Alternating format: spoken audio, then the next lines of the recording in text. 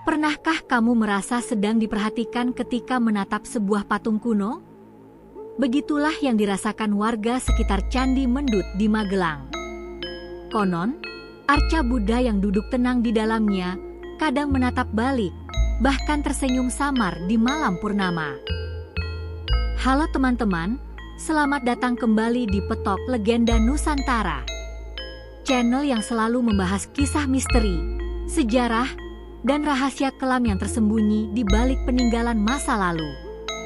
Sebelum lanjut, jangan lupa klik tombol subscribe, nyalakan lonceng notifikasi, dan bantu kami agar terus semangat menghadirkan kisah-kisah yang bikin merinding sekaligus haru. Karena di balik setiap batu tua, selalu ada cerita yang menunggu untuk didengar.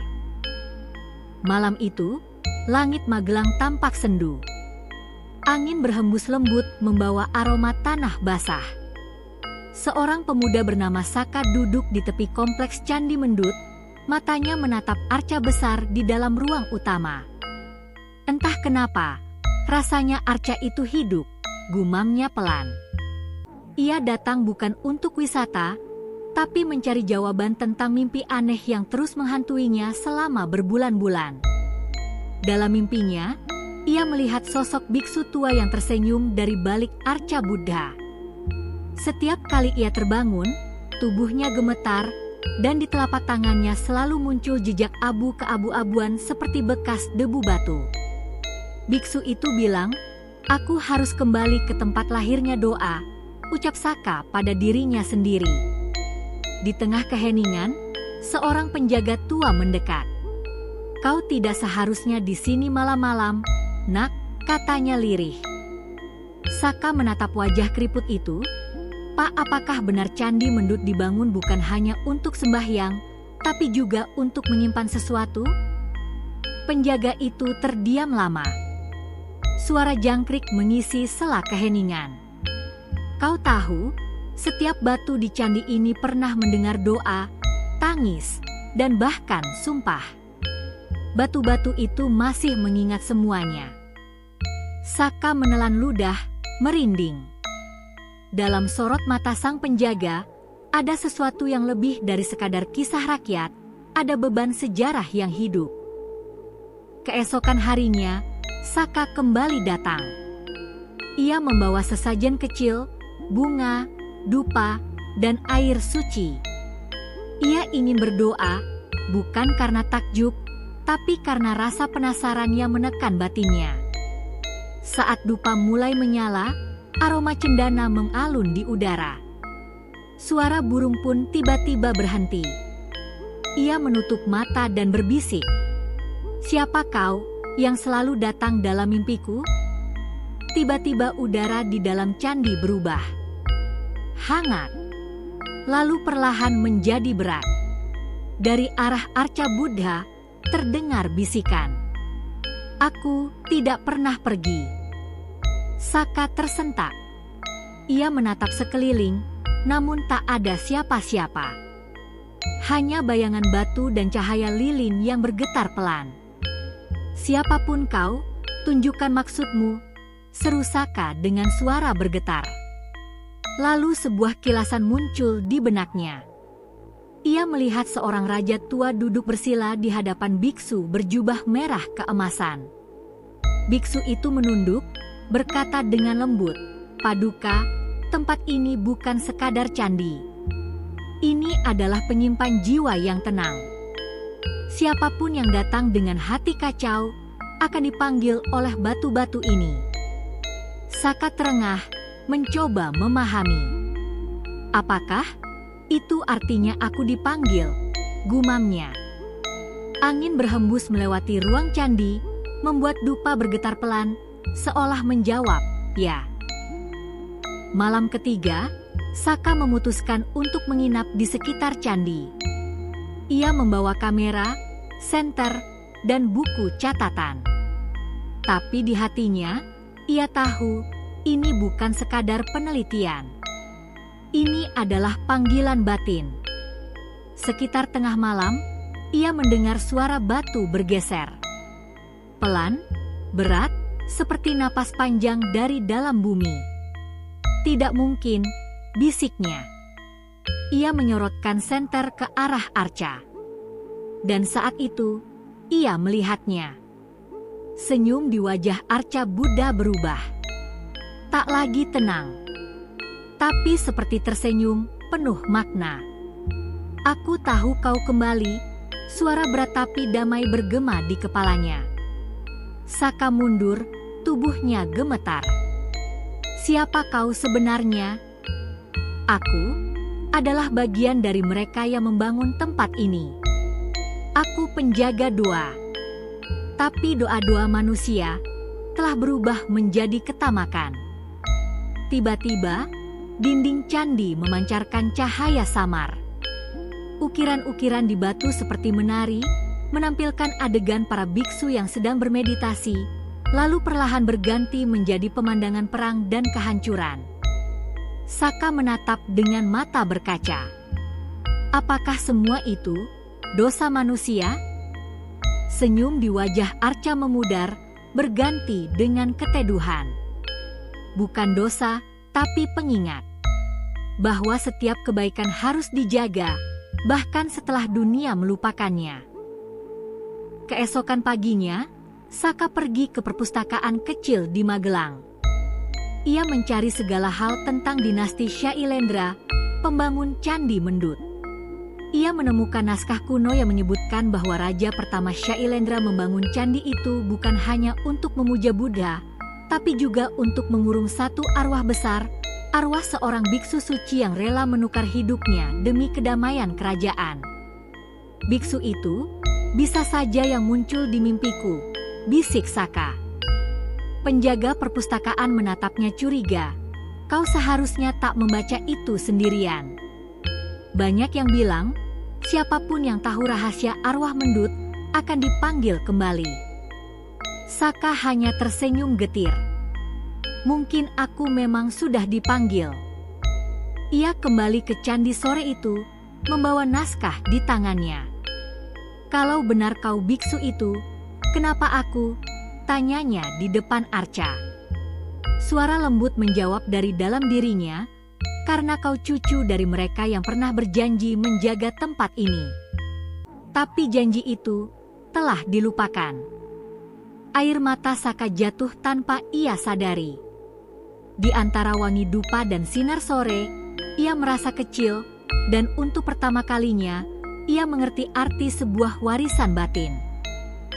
Beberapa minggu kemudian, warga sekitar mendapati Candi Mendut tampak lebih terang dari biasanya. Seolah ada cahaya lembut keluar dari sela-sela batunya.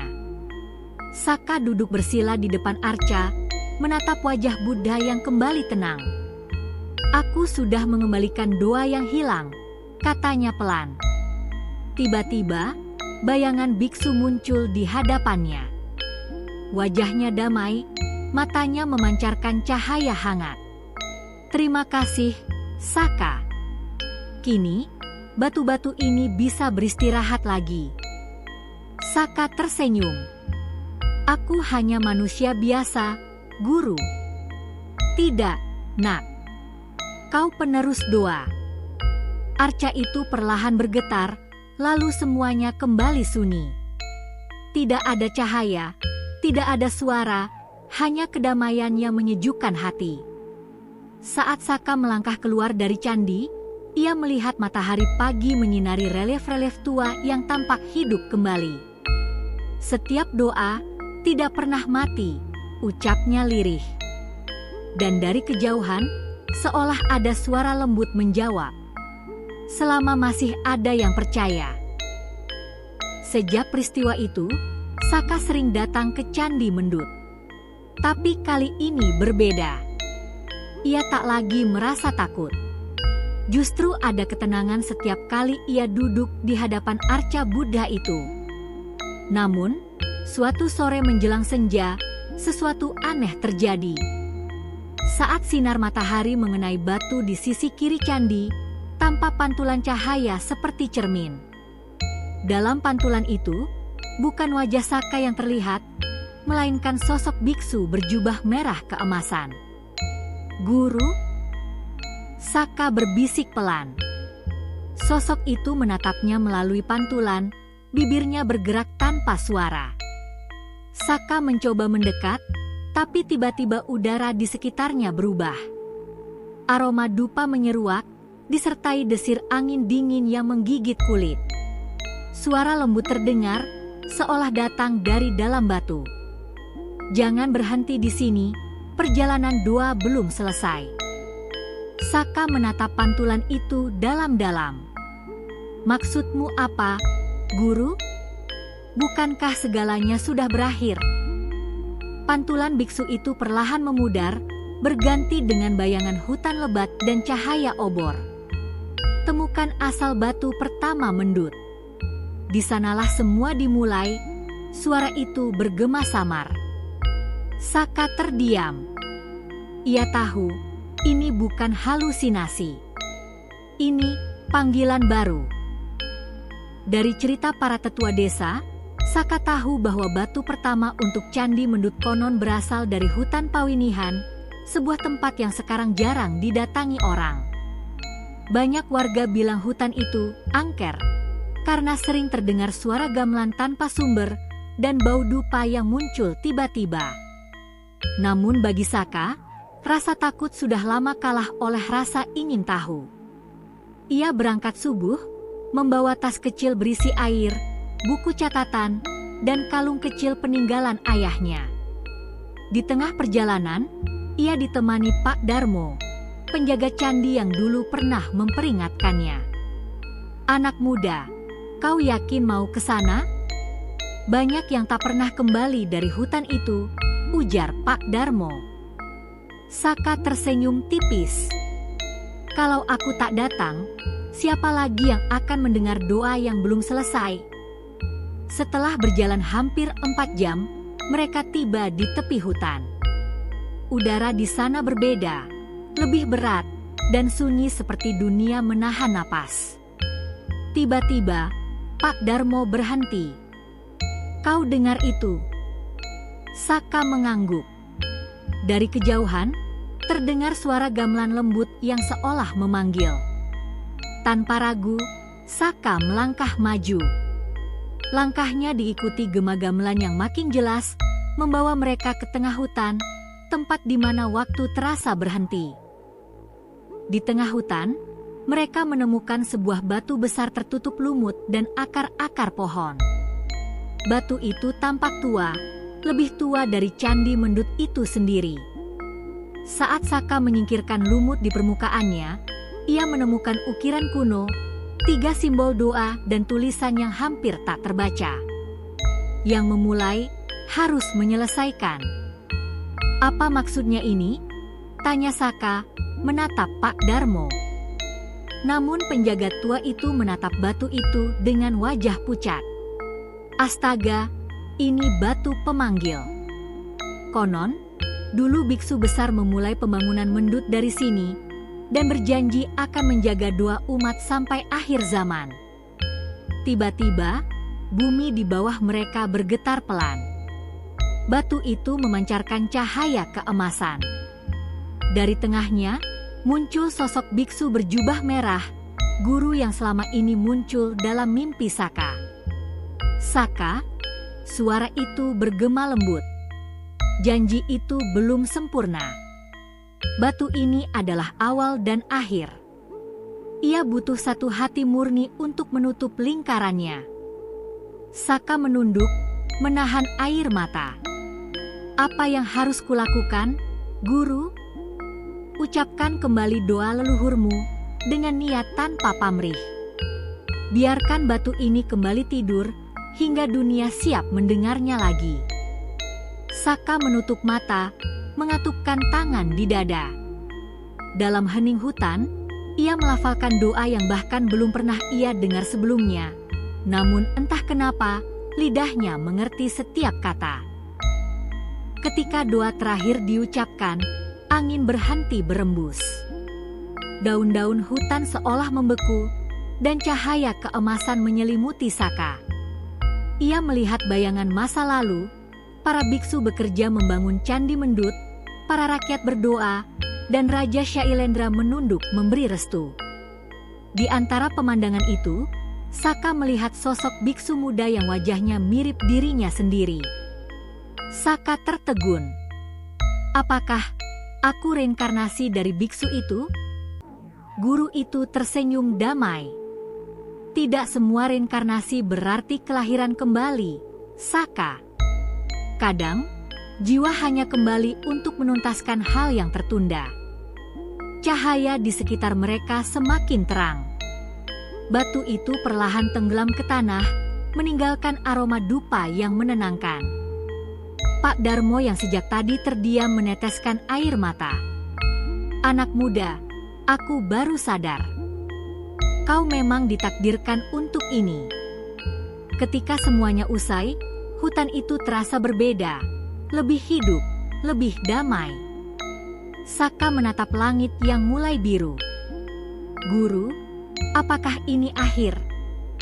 Suara lembut menjawab dari kejauhan, bukan akhir, nak. Ini awal dari ketenangan. Beberapa hari kemudian, Saka kembali ke Candi Mendut. Tapi kali ini, ia tidak sendiri. Warga desa ikut datang. Mereka mendengar kabar bahwa hutan Pawinihan kini terasa sejuk, tak lagi angker. Ketika mereka tiba di depan arca utama, ada sesuatu yang berbeda. Wajah Arca Buddha kini tampak tersenyum lebih lembut dari sebelumnya. Saka menatapnya lama, lalu berbisik, doanya sudah selesai, guru. Dari arah arca, cahaya lembut keluar, menyinari wajah semua orang yang hadir di sana. Suasana hening. Hanya suara angin yang mengelus daun. Warga desa meneteskan air mata tanpa tahu mengapa. Mereka hanya merasa damai, seolah beban lama telah diangkat dari tanah mereka. Pak Darmo menepuk bahu Saka. Kau sudah jadi bagian dari sejarah tempat ini, nak. Saka tersenyum. Bukan sejarah, Pak, hanya doa yang kembali pulang. Saat matahari sore jatuh di balik candi, bayangan arca tampak seperti tersenyum langsung pada Saka. Dan di antara bisikan angin, terdengar suara lembut. Setiap batu menyimpan jiwa, setiap doa menyimpan cahaya. Selama ada yang mengingat, tak ada yang benar-benar hilang. Jadi, teman-teman, begitulah kisah Candi Mendut, bukan hanya tentang batu dan arca, tapi tentang doa yang hidup melampaui zaman. Kalau kamu pernah berkunjung ke sana, cobalah diam sejenak di hadapan arca utamanya. Siapa tahu, kamu juga mendengar bisikan yang sama.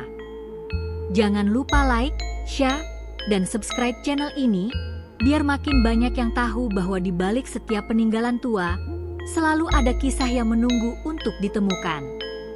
Sampai jumpa di kisah berikutnya.